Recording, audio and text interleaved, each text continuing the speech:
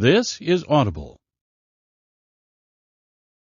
Simon & Schuster presents Fearless by Lauren Roberts.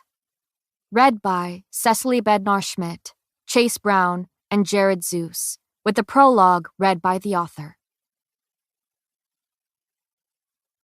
For those fearless enough to follow their heart. Prologue. There are very few reasons for a meeting between two cloaked figures in the dead of night. Unsurprisingly, the list is as short as it is unseemly. For some, it is love. For most, it is lust. Lust for money, lust for purpose, lust for revenge. But in some cases, it is love that first spurs these lusts. Or rather, the loss of it. Though these odd contradictories are rare, they are consistently tragic. A man leans against the wall, his stoic expression swallowed beneath the gaping hood.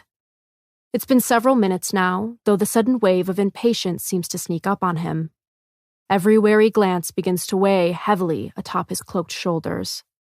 Because buried deep beneath that hood is a mind that screams at him to go through with this, persistently drowning out a much gentler, coaxing voice that tells him to walk away, a voice that makes him ache.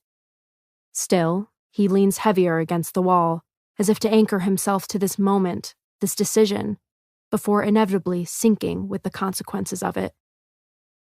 Moonlight slips between the slivers of crumbling stone surrounding the alleyway. It makes him uneasy for some unexplainable reason, as though the pale fingers are clawing their way toward him. Yes, he much prefers the sun to its eerie opposite. The cloaked figure straightens suddenly at the sight of a shadow slinking closer. It stops before him, morphing into something far more tangible, mortal. They stand, assumably, eye to eye, though their hoods shroud any hint of an identifying feature.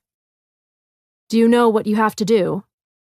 This second shadowy figure speaks like gold, rich and soft. He has the practiced ability to spin words into something far prettier than the meaning behind them. "To an extent," returns the first man. His worn boots shift atop the crooked cobblestones, mind still screaming over that soft voice telling him to run away from this damning decision. "Very good." The second shadow shoves a hand into his pocket. "I'm trusting you won't disappoint." "I can't make any promises." Pulling the hand from his cloak, the man presents a hefty coin purse to the cool air. "This should be enough to ensure you make this worth everyone's while." The first man reaches for the pouch, swallowing at the sheer weight of silvers within. "Yes, this should do." "Now," the figure lowers his voice, "it needs to look real, understand? Make me believe you." The first man's voice is low. "I will." The battle within his mind roars louder still, but he has learned to ignore the constant din of chaos, just as he does now.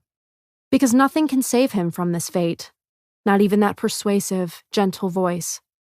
With a curt nod of his hooded head, the stranger begins that silent slip into a swarm of shadows.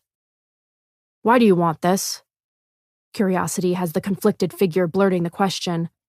Awaiting an answer, he clutches the pouch against his chest, treasuring the feel of tangible security. The shadows, shifty as ever and eager to eavesdrop, seem to lean in.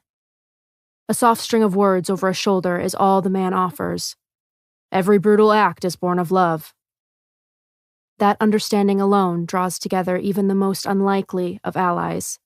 Even hooded and shrouded in shadows, these two strangers have never felt so seen.